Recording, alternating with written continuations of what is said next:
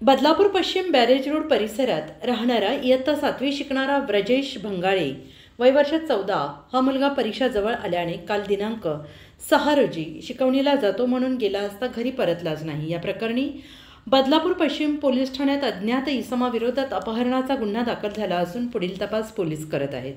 बदलापूर पश्चिम barrage road येथील अरिहंत अक्ष या सोसायटीत राहणाऱ्या अमित कुमार भंगाळे वय वर्ष 44 यांचे आईवडील आणि त्यांचा मुलगा ब्रजेश याच्या समवेत गेल्या 5 वर्षांपासून या सोसायटीमध्ये वास्तव्यास आहेत। ते मुंबईत एका खाजगी कंपनीमध्ये नोकरीला आहेत। ब्रजेश हा त्यांचा मुलगा येथील एका खाजगी शाळेत इयत्ता 7वीच्या वर्गात शिकत आहे। ब्रजेश याला गेल्या 6 महिन्यांपासून शारीरिक तक्रारी जाणवत असल्याने तो शाळेत जात नव्हता। मात्र त्याच्या शैक्षणिक वर्षाचे नुकसान होऊ नये यासाठी पालकांनी त्याला घराजवळ शिकवणीसाठी क्लास लावले होते। वार्षिक परीक्षा जवळ आल्याने त्यात गणिताचा पेपर असल्याने ब्रजेश हा काल शनिवार रोजी दुपारी 3:30च्या सुमारास आपल्या आजीला मी शिकवणीसाठी जात असल्याचं सांगून घराबाहेर पडला।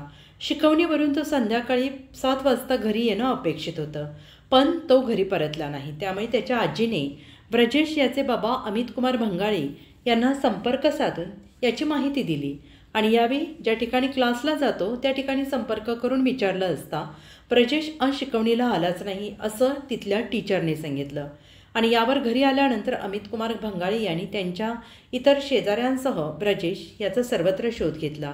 मात्र ब्रजेश याचा कुठेही थांगपत्ता लागलेला नाही। इमारतीच्या आवारात CCTV फुटेजमध्ये ब्रजेश दुपारी 3:30च्या सुमारास इमारतीच्या गेट बाहेर जातानाचे फुटेज कैद झाले आहेत।